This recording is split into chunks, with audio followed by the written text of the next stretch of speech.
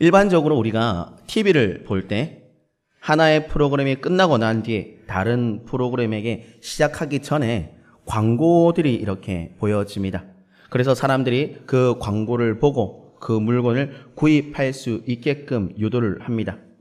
일반적으로 대부분의 광고는 기업의 물건을 최대한 효과적으로 잘 보이고 돋보이게 해서 그 광고를 보는 이가 구매할 수 있도록 유도, 때로는 유혹을 합니다. 또한 광고를 보고 있으면 그 시대의 흐름 또한 잘 알고 있습니다.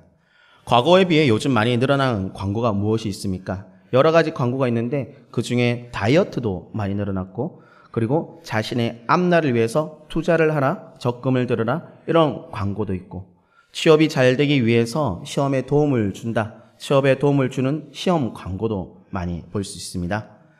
저도 가끔 광고를 보고 나서 저 제품 사용하면 저렇게 될 수 있을까 하는 마음으로 구입을 하는 물건이 있는데, 여러 가지를 구입하지 않고 대표적으로 탈모 샴푸를 구입해서 사용을 합니다.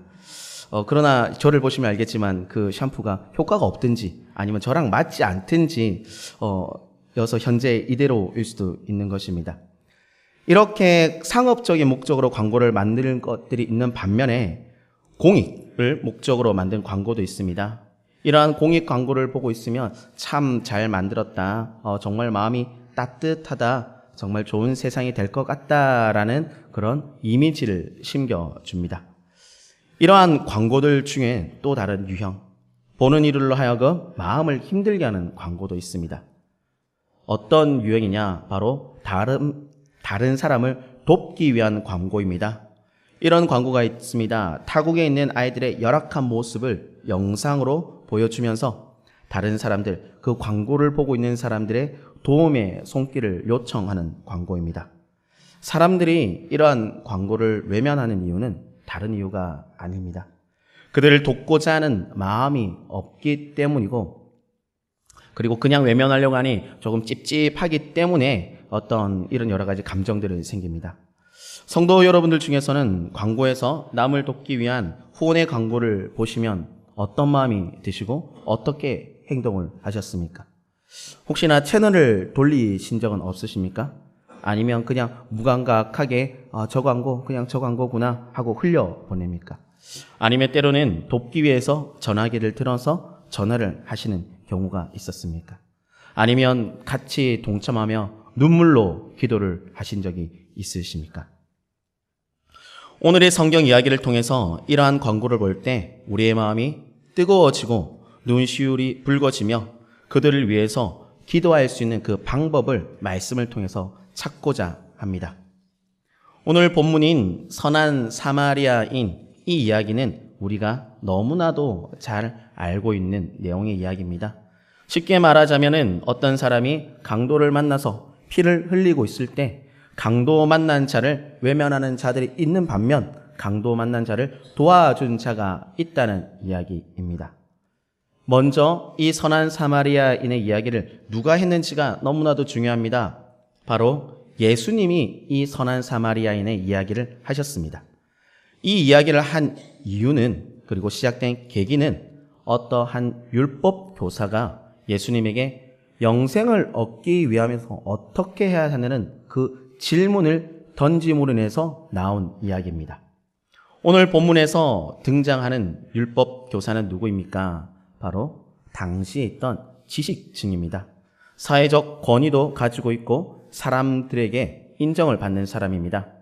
사람은 자신이 인정받는 위치에 있고 사람들이 주목하고 우러러 보는 위치에 있으면 자신도 모르게 우쭐대어지게 됩니다. 겸손한 자라면 자신을 낮추기 위해서 무던히도 노력을 할 것입니다. 그러나 오늘 본문에 나오는 율법학자는 자신을 낮추기 위해서 노력하는 자가 절대로 아닙니다. 도리어 자신의 인지도를 높이고자 노력하는 자이며, 인지도를 높이기 위해서 당시 사람들에게 주목을 받고 있던 예수님을 이용하려고 이렇게 질문을 한 것입니다. 그래서 율법학자는 나름의 계획과 그리고 자신감을 가지고 예수님에게 접근을 했고 예수님에게 영생을 얻기 위한 그 질문을 합니다. 율법학자, 이 율법학자의 의도를 너무나도 잘 파악하신 분, 바로 예수님은 영생에 대해서 질문을 한 율법학자에게 도리어 질문을 합니다. 반문을 하게 되죠. 이때 율법학자는 복싱에서 카운터 펀치가 오는 것과 같은 심정으로 깜짝 놀랐을 겁니다. 하지만 율법학자는 노련하게 당황하지 않고 성서에 나오는 이야기를 인용해서 대답을 합니다. 이것이 바로 27절의 내용입니다. 27절, 내 마음을 다하며 목숨을 다하며 힘을 다하며 뜻을 다하여 주 너의 하나님을 사랑하고 또한 내 이웃을 내 자신과 같이 사랑하라. 바로 신명기 6장 5절에 나오는 말씀을 이 율법학자가 인용하면서 예수님의 질문에 대해서 대답을 합니다. 놀랍게도 예수님은 이렇게 대답을 한 율법학자, 그를 향해서 네가 맞다고, 네가 옳다라고 말씀합니다. 그리고 한 말씀을 더 하십니다. 무엇이냐? 그러면 너가 그것을 잘 이야기했는데 너가 알고 있는 대로 행해라. 그러면 너가 그 영생, 네가 궁금했던 거 그것이 될 것이다 라고 예수님께서 말씀을 하십니다. 예수님은 자신의 대답에 대한 예수님의 그 이야기, 대답을 들은 율법학자는 자신을 드러내기 위해서 다시 한 번 더 예수님께 질문을 합니다. 그것이 바로 29절에 나오는 내용인데, 그러면 예수님, 내 이웃이 누구입니까? 라고 질문을 합니다. 이에 대한 답이 바로 사마리아인 이야기입니다. 율법 교사의 첫 번째 질문에 대한 답은 간단하게 대답하신 것으로 볼 때, 두 번째 질문인 누가 내 이웃인가에 대한 대답은 예수님이 시간을 들여 하나의 큰 이야기로 답을 하시는 모습을 볼 때 이웃이 누구인가에 대한 그 질문에 대한 답이 얼만큼 중요한 것에 대해서 우리는 생각해 볼 수 있습니다. 30절에서 보면 어떤 사람이 예루살렘에서 여리고로 내려가다가 강도를 만나게 됩니다. 그런데 이 강도가 너무 무지막지하여서 물건만 빼앗고 마는 것이 아니라 그가 곤죽이 되도록 만들어 버렸습니다. 여기서 우리가 살펴볼 것은, 여기 강도당한 길을 보면 이곳은 예루살렘에서 여리고로 내려가는 길입니다. 이 길은 분명히 험한 길이 맞긴 합니다. 그렇게 강도가 있고, 무엇 때문에 험하냐? 여러 가지 큰 바위도 있고 동굴도 있습니다. 그러니 강도들이 바위에 몸을 숨길 수도 있고 동굴에 몸을 숨길 수도 있는 아주 좋은 길, 그 강도의 입장에서 보면 좋은 길입니다. 그리고 사람들은 이곳이 강도가 출몰하는 지역임을 잘 알고 있습니다. 그 당시에 사람들은 너무나도 잘 알고 있었습니다. 그래서 보통 혼자 다니지 않고 무리를 지어서 다니거나 경호를 해줄 사람과 함께 같이 그 길을 걸어갔습니다. 이것이 예루살렘에서 여리고로 이르는 길, 그 길에 대한 하나의 설명입니다. 그리고 강도들이 의복을 취한 것, 그 옷을 뺏어간 것은 당시에 그 의복, 옷이 그만큼 값어치가 있는 중요한 물품이기 때문에 강도가 중요한 것, 의복을 뺏어간 것입니다. 다행히도 강도를 만나고 모든 것을 빼앗기고 죽어가는 그가 있었던 곳은 사람들의 왕래가 있던 그런 곳입니다. 그렇게 그는 눈에 띌 수 있었던 것입니다. 31절을 보면 제일 먼저 누가 나타나느냐? 우리가 알고 있듯이 한 제사장이 그곳을 지나가게 됩니다. 이 제사장은 분명히 강도 만난 자, 피 흘린 자를 바라보지만 그를 피하여 갑니다. 32절에서도 레위인, 두 번째로 레위인이 나오는데 그것을 지나가게 될 때 여전히 강도 만나서 피 흘리고 있는 자를 봅니다. 그러나 제사장과 마찬가지로 피하여 갑니다. 원어로 보면은 반대로 돌아갔다, 반대로 피하였다라는 뜻을 가지고 있습니다. 제사장과 레위인이 강도 만난 자를 피한 이유가 무엇이었을까요? 혹 이렇게 생각할 수도 있습니다. 율법에 따라 죽은 자의 몸을 만지면 안 되기 때문에, 정결례가 그들에게 그렇게 요구하기 때문에 그를 피한 것은 아닐까요? 당시 정결법에 따르면 제사장은 죽은 것, 그 사체를 만져서 부정하게 되면 안 되는 법이 있습니다. 그러나 그와 동시에 존재하는 법은 뭐냐? 죽은 자를 장사를 지내야 되는 법 또한 분명히 있었습니다. 그렇기 때문에 제사장 무작정 피해서는 안 됩니다. 단순히 정결법에 따라서 사체를 만지기 위해서 그 제사장이 피했다. 이것은 타당하지 않은 내용입니다. 더군다나 레위인은 제사를 드릴 때 그 제사 행위를 할 때를 제외하고는 장례를 치러도 아무런 상관이 없는 사람입니다. 그렇다면 이들이 피한 이유는 도대체 무엇일까요? 우리는 이 부분에 대해서 어떻게 생각해야 하는 걸까요? 이 이야기가 나오게 된 질문이 바로 누가 내 이웃이냐라는 질문입니다. 그렇다면 제사장과 레위인은 이 죽은 남자, 그들에게 있어서 자신이 이웃이 아니었기 때문에 강도 만난 자, 그를 멀리 피하였다고 생각해야 됩니다. 강도 만난 자는 이방인이 아닙니다. 그들과 혈통이 다른 자가 아닙니다. 강도 만난 자, 그는 유대인입니다. 제사장, 레위인과 같은 한 민족입니다. 그러나 제사장과 레위인은 그들에게 있어서 강도 만난 자는 혈통 아니요, 이웃이 될 수 없는 자. 그렇기 때문에 그들은 피한 것입니다. 만약 강도 만난 자, 그가 강도를 만나지 않고 아무런 해를 입지 않았다면 제사장과 레위인, 그들은 언제든지 그 유대인에 가서 교제를 했을 것이고 함께 이야기도 나누었을 것입니다. 그러나 그 의복이 벗겨지자, 피를 흘리고 있자 그는 배척의 대상이 된 것입니다. 이 각박한 세상을 살아가는 우리도 제사장과 레위인의 모습과 별반 다를 것이 없습니다. 지금 우리 주변에는 강도 만난 자들이 너무나도 많이 있습니다. 억울함을 당한 자들이 너무나도 많습니다. 뿐만 아니라 고아와 과부도 너무 많이 있습니다. 이들은 지금 여전히 피를 흘리고 있습니다. 우리는 이들을 위해서 무엇을 해주고 있습니까? 그저 한번 바라보고 제사장과 레위인처럼 반대길로 피해가고 있지는 않습니까? 우리는 우리의 모습을 진지하게 다시금 점검해 보아야 합니다. 계속해서 말씀을 보면 이번에는 세 번째 사람, 사마리아인이 등장합니다. 앞서 등장한 사람들을 보면 제일 먼저 제사장이 등장하고 그 다음에 레위인이 등장합니다. 어떤 문맥의 맥락의 순서로 본다면 그 다음으로 세 번째 등장할 사람은 이렇게 생각할 수도 있습니다. 제사장도 아닌 레위인도 아닌 유대 평범한 사람이 등장할 만한 법인데 그러나 예수님은 사마리아인을 등장시킵니다. 이 당시에 사마리아인은 유대인에게 있어서 제대로 된 사람, 제대로 된 민족 취급을 받지 못하는 자들입니다. 물론 일방적으로 그들이 배척한 건 아닙니다. 쌍방간에 서로에 대한 반목이 심했습니다. 때로는 물과 기름 그리고 불과 물과 같은 유대인과 사마리아인입니다.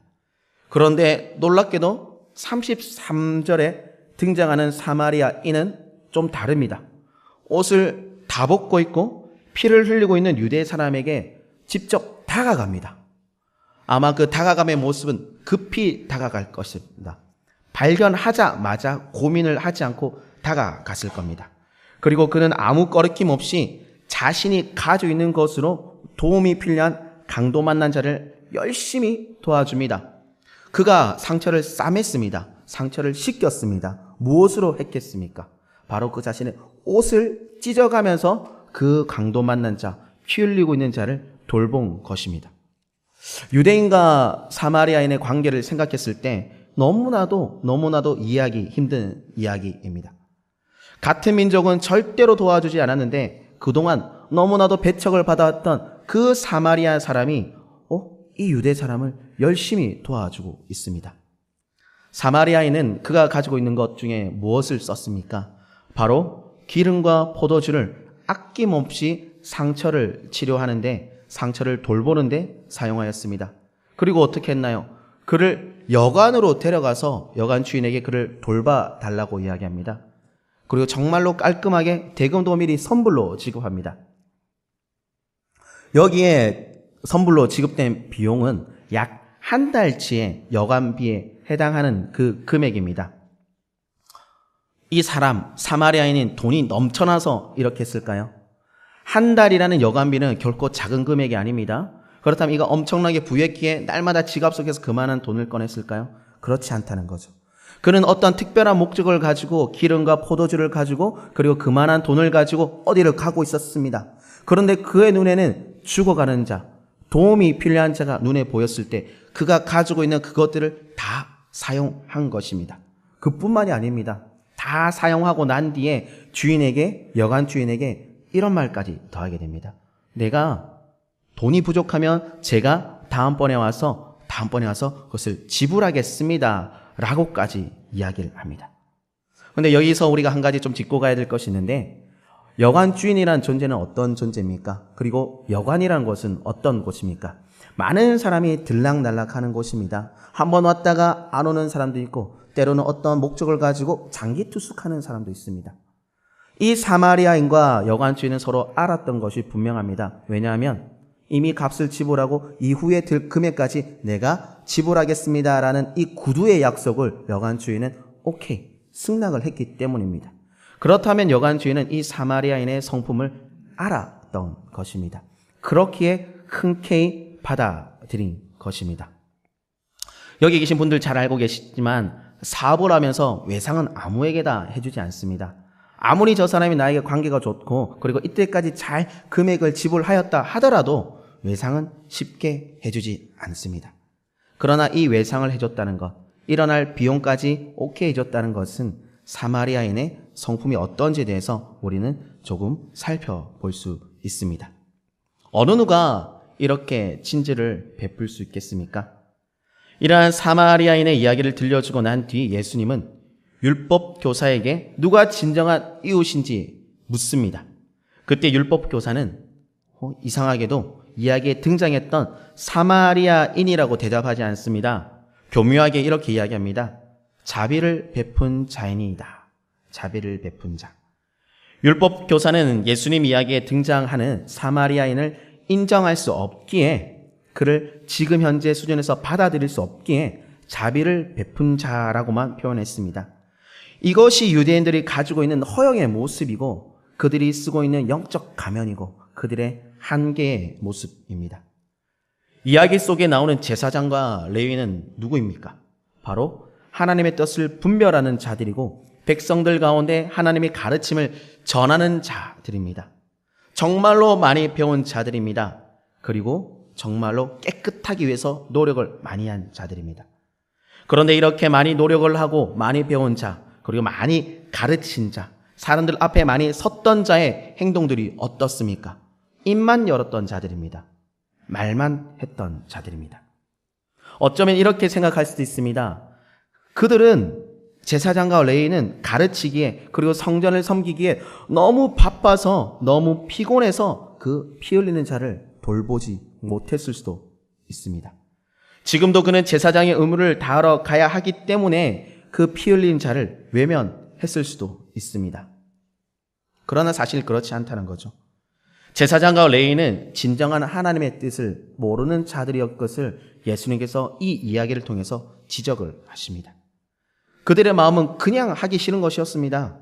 다른 이유도 없고 그냥 피 흘린 자 가봤자 귀찮다. 그러니 정결례를 갖다 대고 여러 가지 이유를 갖다 대서 나는 반대편으로 가겠다 한 자들이 바로 제사장과 레위, 평소에 옳은 것을 이야기하던 자들, 평소에 하나님의 뜻을 이야기하는 자들, 평소에 하나님의 길을 이야기하던 자들이 바로 이들이었습니다. 예수님께 질문하는 율법 교사와 제사장과 레위는 같은 맥락에 있는 자들입니다. 영생을 위한 성경 구절을 이야기하면서도 그는 실천하지 않는 자입니다. 예수님은 이러한 모습을 너무나도 잘 알고 있기에 오늘 본문에 나오는 선한 사마리아인의 이야기를 그에게 들려준 것입니다. 그렇다면 오늘을 살아가는 우리는 오늘 이 말씀을 어떻게 받아들여야 하고 우리의 삶 속에서 풀어내야 하는 것일까요? 우리가 먼저 알아야 될 것은 바로 이웃이 누구인지에 대해서 명확하게 알아야 됩니다. 율법 교사가 물어봤던 것, 그렇다면 내 이웃은 누구입니까? 그리고 난 뒤에 예수님께서 이웃이 이다 라고 이야기했던 것, 이웃에 대한 정의가 바뀌어야 합니다.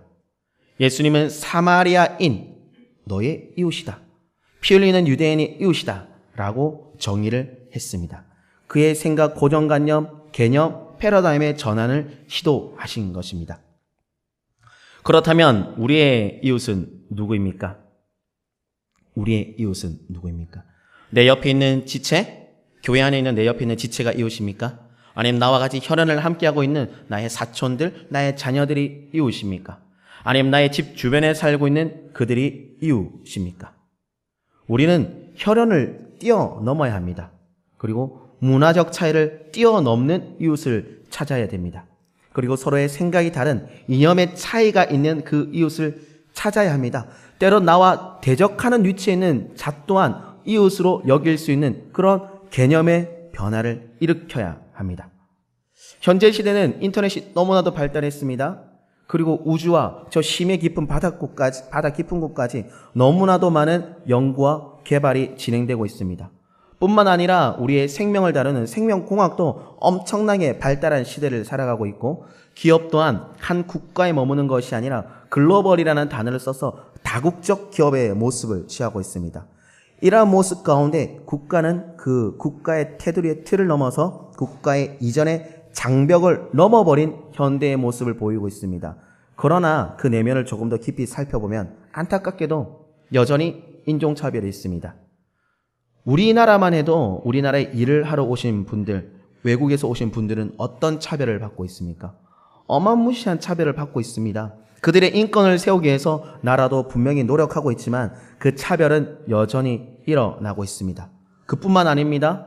고아와 과부 여전히 소외받고 있습니다. 그리고 국가 경쟁력이 약한 나라의 약자들은 어떻습니까?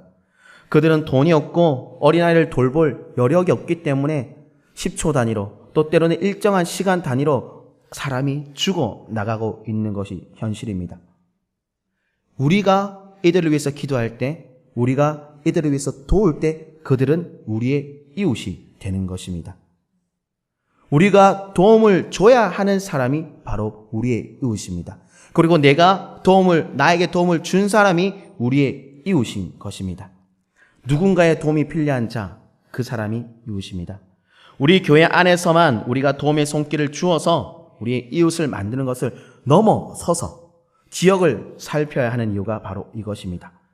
그리고 예루살렘에서 여리고까지 왔다 갔다 할 때 그 길, 그렇다면 우리는 무엇입니까? 이곳은 성전, 예배드리는 곳에서 우리가 집에까지 왔다 갔다 하는 그 길에 분명히 피 흘리는 자가 있다는 것입니다.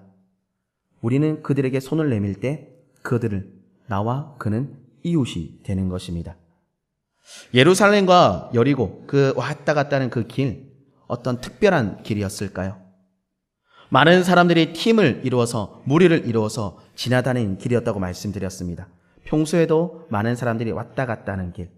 그러나 그 왔다 갔다 하는 길에서 피 흘리고 있는 자 안 보기 위한 방법이 있습니다. 자기들끼리 이야기하면 됩니다.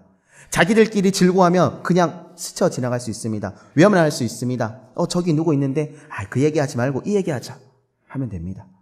우리 교회도 외면할 수 있는 방법이 있죠. 우리끼리 한번 해보자, 우리 안에서 즐거워보자, 우리 안에서 기뻐보자 하면 그들은 외면당하게 됩니다.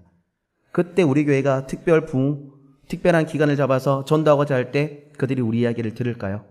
저는 듣지 않을 거라고 생각합니다.